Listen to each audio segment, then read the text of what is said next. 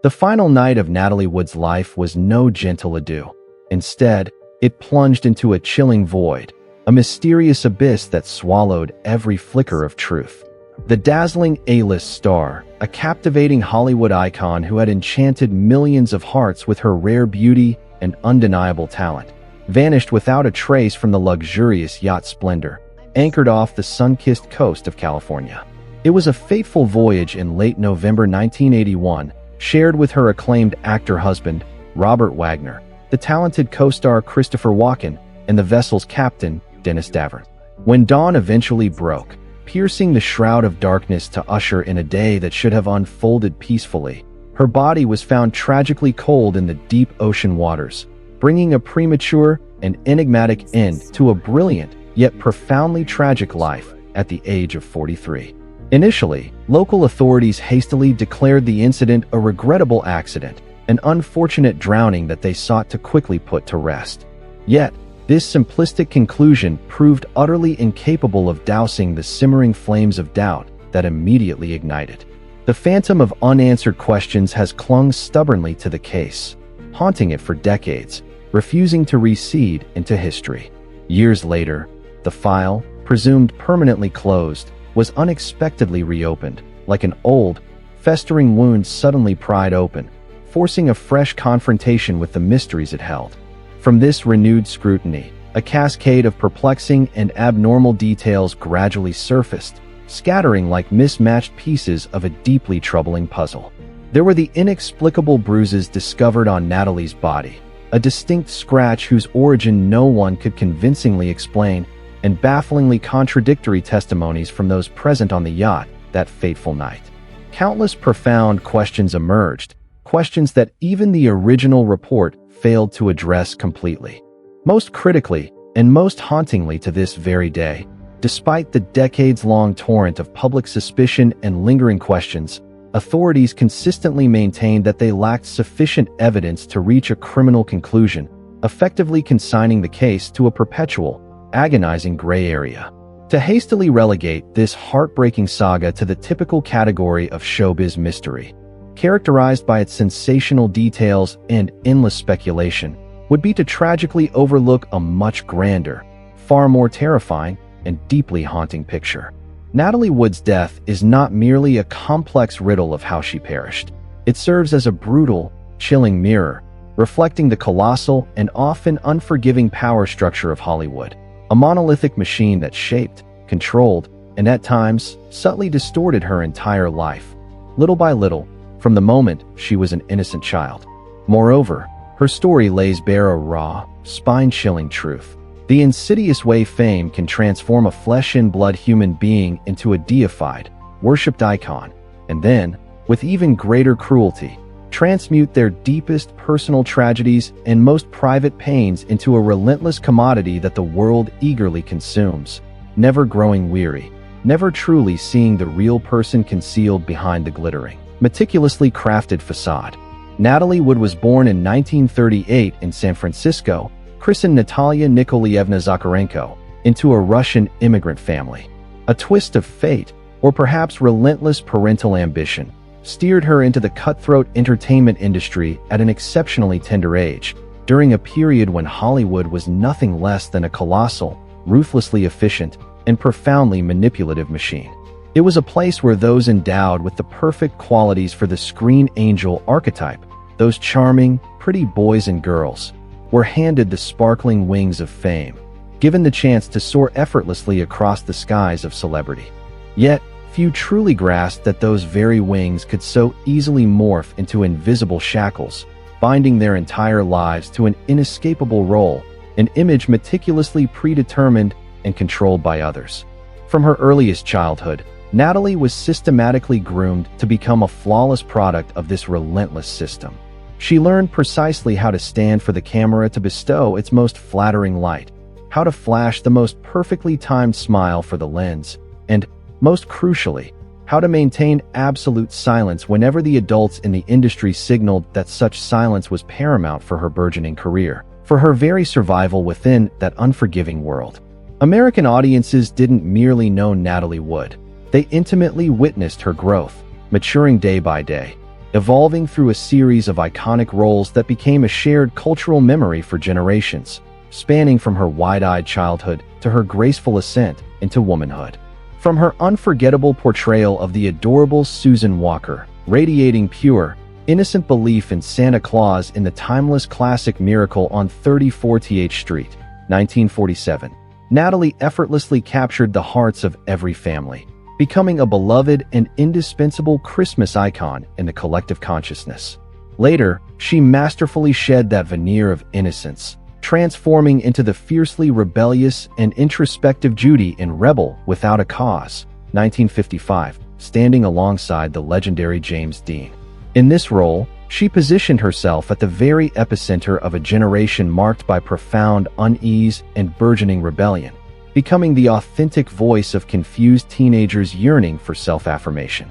The true zenith of her fame arrived with Splendor in the Grass, 1961, and West Side Story, 1961. Cinematic masterpieces that not only unequivocally affirmed her superior and remarkably versatile acting talent, but also catapulted Natalie Wood into the pantheon of international superstardom, a name synonymous with critical and commercial success.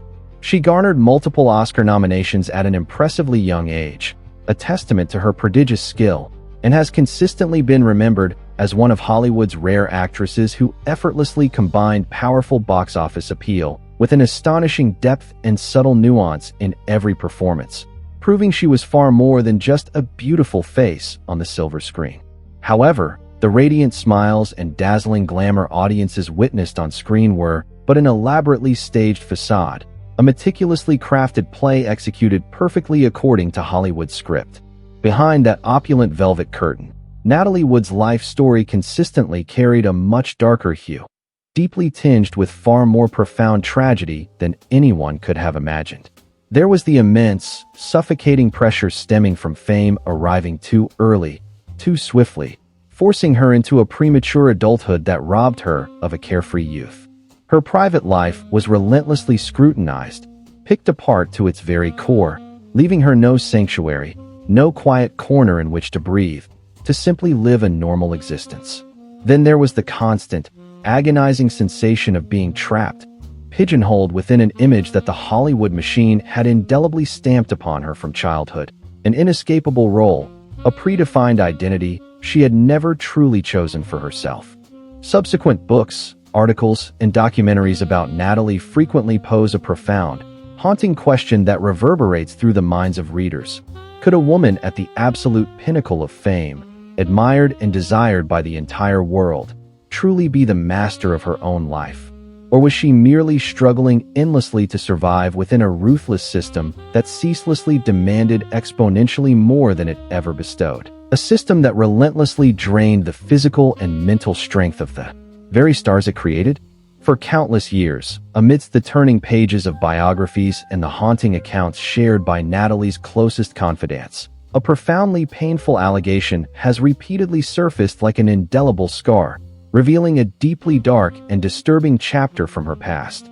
Natalie Wood was reportedly the victim of a sexual assault during her teenage years. And here, it is critically important to clarify this point with absolute transparency, to maintain unwavering fidelity to the truth. This remains an allegation, a claim originating from accounts documented in books and memoirs, rather than a case that was ever brought to trial or resulted in a definitive legal conclusion from a court of law. According to information widely reported by the American press, which sent shockwaves through public discourse, it was Natalie's own biological sister, Lana Wood, who explicitly named veteran actor Kirk Douglas in her bombshell memoir published in 2021, asserting that he was the individual who assaulted her sister when Natalie was just 16 years old. For American audiences, particularly those intimately familiar with the tumultuous, often shadowy history of the film capital, this detail carries an extreme and visceral sensitivity.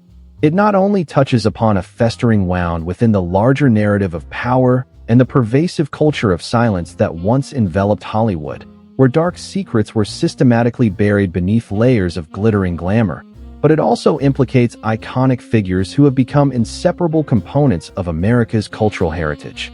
Ironically, both central figures in this allegation, Natalie Wood and Kirk Douglas, have since passed away, rendering any possibility of confrontation, cross-examination, or seeking the truth directly from them utterly impossible, forever extinguishing that hope. The only path we can responsibly take, if we wish to maintain maximum fairness to the truth and scrupulously avoid unfounded speculation, is to call it precisely what it is: a public accusation made very belatedly, quoted by the media as an allegation from a family member, not a legally proven verdict. Regardless of whether one chooses to believe or disbelieve this specific allegation, the story itself speaks to something far larger, far more haunting, like a resounding cautionary bell. Countless young, innocent girls in Hollywood during that era were cruelly, brutally taught that some things were best never spoken of, that some truths had to be buried deep for the sake of their careers, for the reputation of their families, and for the pristine, glittering image they had to painstakingly uphold before a demanding public. It was a suffocating culture of silence that stifled countless voices, buried innumerable pains, all in exchange for a facade of perfection, utterly untarnished. Yet, even if we momentarily set aside these unverified allegations, it remains clear as day that Natalie Wood harbored an extraordinarily complex and turbulent inner life, concealing storms and vulnerabilities that very few ever truly glimpsed. She married Robert Wagner, a strikingly handsome, debonair actor who, by all accounts, loved her deeply, their romance often seeming plucked straight from the pages of a movie script.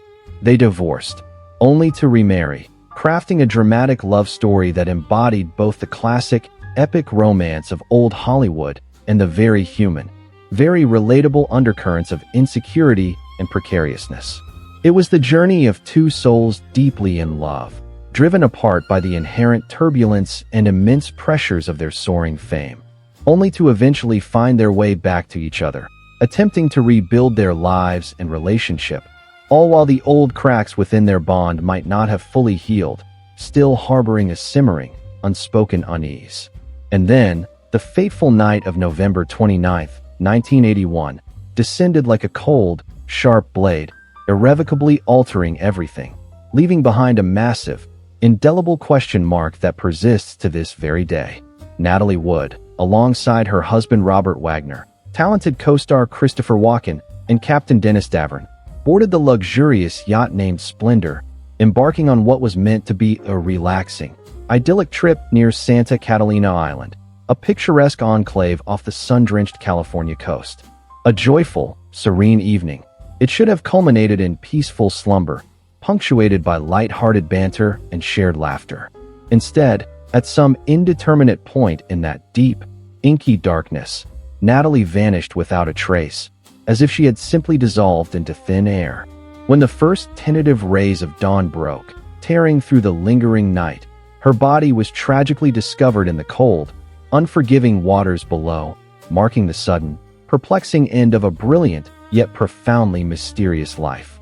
She passed away at the tender age of 43, a sudden and inexplicable death that left an unfillable void in the hearts of her devoted fans and within the entire film industry, a void accompanied by boundless sorrow. Initially, investigators swiftly concluded it was a straightforward drowning accident, an unfortunate mishap they intended to quickly put to rest. But the more hastily they attempted to close the case with the simple explanation of accident, the more abnormal and disquieting details emerged, sowing deep unease and profound skepticism within the public, rendering that simple explanation increasingly difficult to accept. One of the most intensely debated points was the perplexing appearance of inexplicable bruises on Natalie's body, accompanied by a distinct scratch, prompting the public to pose a monumental question. Could an altercation or some form of physical struggle have transpired before she entered the water? Could a dark secret be hidden, one that those present on the yacht had desperately tried to conceal? Years later, the relentless pressure from unanswered questions and the glaring ambiguities within the original file compelled authorities to cautiously revise both the report and the death certificate, finally acknowledging the inherent complexity of the case. Rather than simply listing drowning, the cause of death was amended to drowning and other undetermined factors, an indirect admission that there were persistent mysteries the initial file couldn't definitively resolve. a quiet confession of helplessness in the face of the unclarified. It wasn't until 2011, nearly 3 decades after Natalie Wood's untimely death, that the case, long thought to be dormant in the archives of the past, was unexpectedly reopened. This development erupted like a raging fire, instantly drawing intense worldwide attention. The primary catalyst for the file being revisited was Captain Dennis Davern, who had been present on the Splendor that night and was one of the few direct witnesses to the events. He dramatically altered his original testimony, admitting that he had previously withheld the full truth from investigators.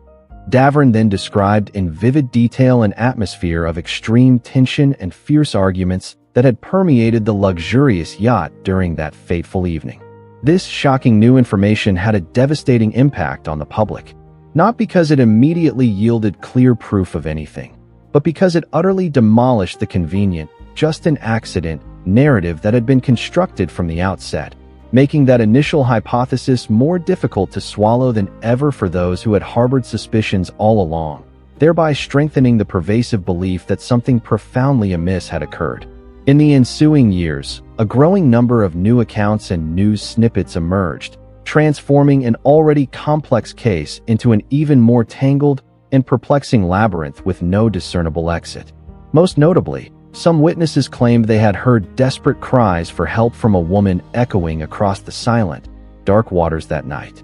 Such dramatic details, when juxtaposed with the image of a legendary Hollywood star suddenly vanishing from a yacht in the middle of the night, almost automatically fostered a dark legend, a haunting and enduring mystery that relentlessly captured public attention, becoming an endless topic of speculation and debate. However, it is equally important to view these claims with fairness and judicious caution. Witness testimonies often surface belatedly, having passed through multiple layers of recollection and retelling, and are not always reliable enough to constitute solid, irrefutable legal evidence capable of convincing a court of law. Nevertheless, these accounts proved powerful enough to ensure that the case could never truly be closed in the public imagination, transforming it into a hard-to-heal scar, a lingering, persistent obsession. By 2018, major American media outlets simultaneously reported the shocking news that investigators had officially named Robert Wagner, Natalie's husband and the only other person present with her on the yacht, as a person of interest in the case.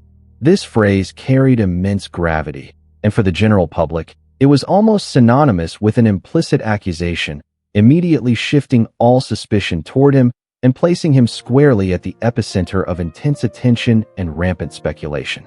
However, in terms of criminal investigative procedure, identifying someone as a person of interest can simply mean that the individual was closest to the victim in their final moments, possesses crucial information, and has many points related to the case that require clarification, rather than necessarily being a direct suspect or having been formally charged. Regardless of this legal nuance, the convergence of public attention on Robert Wagner was inevitable, and his life was once again subjected to intense scrutiny under the harsh glare of public judgment.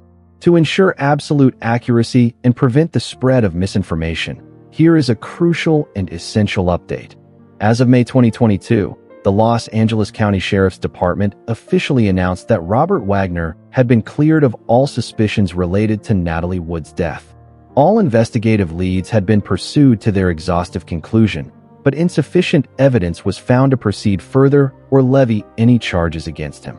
Sadly, however, the case surrounding Natalie Wood's death is still officially considered unresolved, remaining on the somber list of open files, with no definitive final answer, much like an unfinished book whose last pages have yet to be written.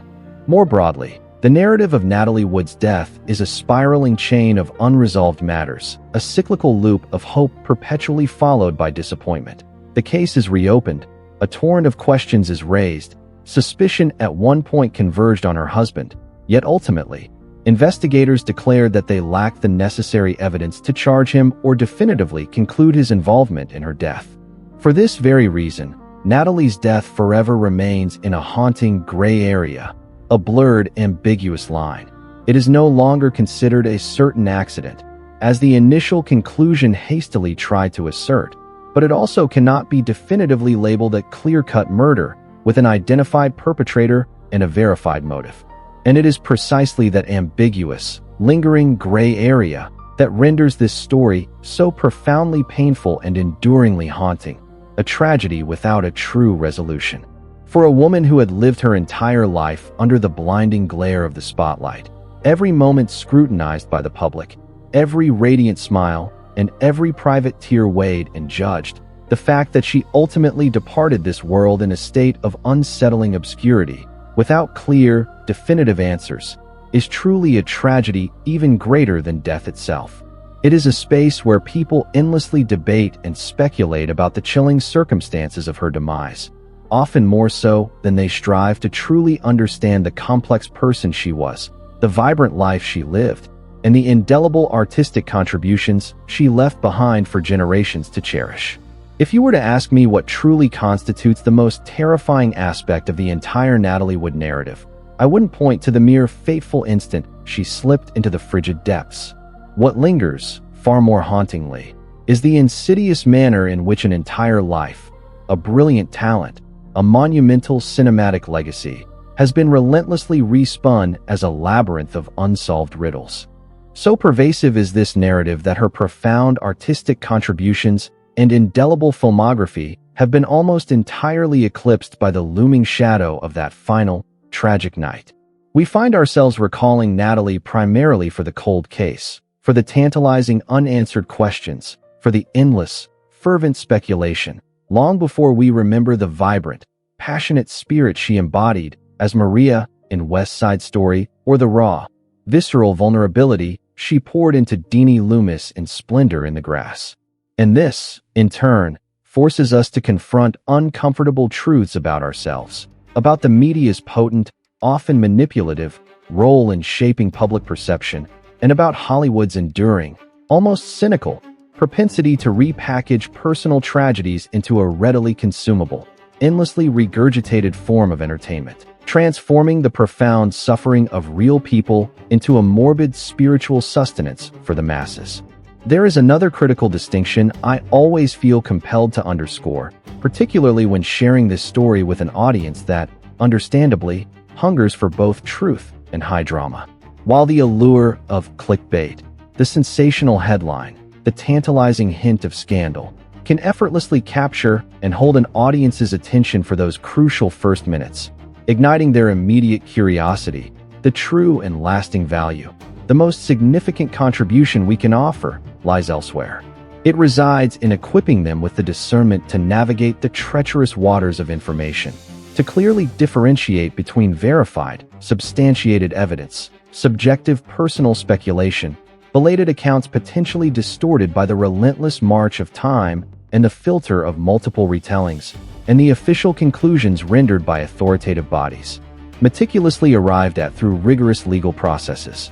In an age where the creation and dissemination of content has been radically democratized, allowing anyone to broadcast their thoughts to the world, the most ethical and humanistic act we can perform for a deceased individual, especially an icon whose story continues to resonate, like Natalie Wood, is not to reduce them to a mere pretext, a convenient tool to sate the public's voracious appetite for drama and insatiable curiosity. It is, unequivocally, to treat their story with the dignity and respect it deserves.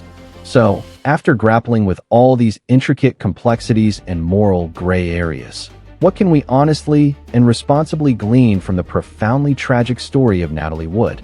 Firstly, Natalie Wood stands as an emblematic, almost archetypal, figure of the child of the studio system, a stark illustration of the immense psychological toll that precocious fame and a life lived under the unblinking eye of the public can exact. One needn't subscribe to every anecdote or rumor to clearly perceive the formidable power structures that, for decades, governed and often exploited those within Hollywood's gilded cage. Young talents, particularly women just embarking on their careers, invariably occupied the weaker position in these profoundly asymmetrical negotiations.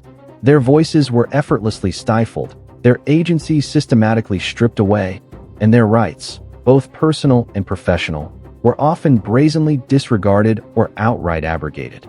Her early life was a masterclass in controlled artistry and commercial packaging, Yet beneath the surface, the seeds of future struggles were already taking root, a testament to the emotional fragility fostered by an industry that valued image over individual well-being. Secondly, her enigmatic death casts a cold, hard light on a deeply uncomfortable, yet profoundly human, truth. Justice does not always falter due to malice or the apathy of those sworn to uphold the law. More often, it is time itself, a silent, relentless, and utterly unavoidable adversary, that becomes the ultimate undoing, meticulously eroding clues and blurring the contours of truth. Witness memories, once vivid, become mutable, fading into indistinctness or, worse, twisted and embellished by personal biases, emotional investments, and the passage of years. Critical physical evidence might simply vanish, degrade beyond recognition, become contaminated, or lose its forensic value as investigatory techniques evolve. The legal landscape, too, shifts. New regulations emerge, and the original investigators, with their intimate knowledge, retire or pass away, rendering the pursuit of definitive answers increasingly arduous. Ultimately, what might have seemed a resolvable case descends into the realm of what seasoned investigators, with a profound sense of helplessness, categorize as open, unsolved, a file that remains eternally ajar, yet offers no path to resolution, a door closed but tragically, perpetually, unlocked. Thirdly, and for me, this is the paramount takeaway, the guiding principle for how we, and future generations, should approach this story and myriad others like it.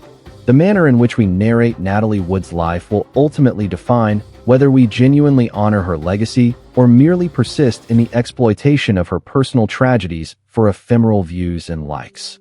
If our collective gaze remains fixed solely on the ambiguities, the unanswered questions, and the pervasive darkness shrouding her death, Natalie will forever be reduced to the victim of a mystery, nothing more than a sensational headline, perpetually ensnared in the sticky web of rumor and conjecture. But if we dare to adopt a broader, more profound perspective, refusing to confine her existence to that single, fateful night, we discover an artist of immense caliber, an actress whose talent left an indelible imprint on American culture, gracing the screen with performances that redefined cinematic history. Simultaneously, she was a woman grappling with deep, often unarticulated, emotional scars, navigating a bygone era where female voices, particularly those within the entertainment industry, were listened to and respected far less than they are today. A time when silence was not only considered golden but was, in brutal reality, an iron shackle. After all these penetrating analyses, perhaps, deep in your core, you still yearn for a crisp, definitive answer. Did Natalie Wood succumb to a cruel accident, or was she, instead, brutally murdered? As an editor, I fully grasp and empathize with that profound human impulse. The human brain, meticulously wired to seek order and complete narratives, harbors a particular abhorrence for voids, for dangling threads, for questions left agonizingly unanswered. It ceaselessly craves certainty and absolute clarity that allows it to meticulously slot every piece of information into a coherent, logical framework.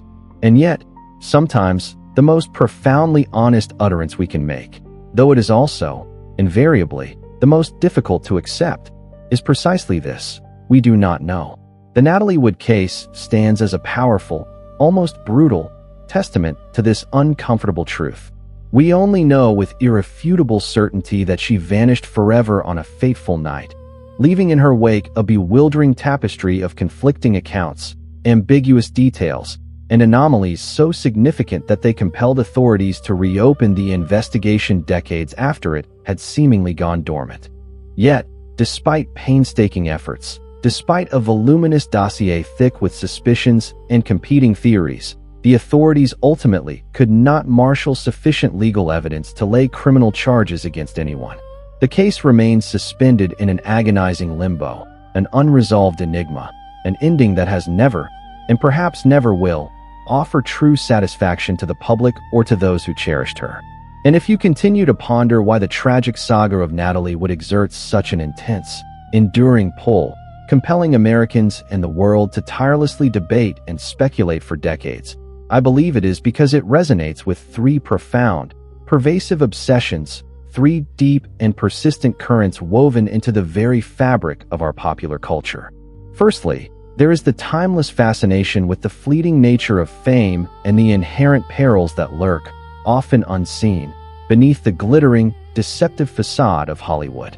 Secondly, we are captivated by the deadly allure of buried secrets, the forbidden truths that have never been fully brought to light, promising a tantalizing glimpse into hidden depravities.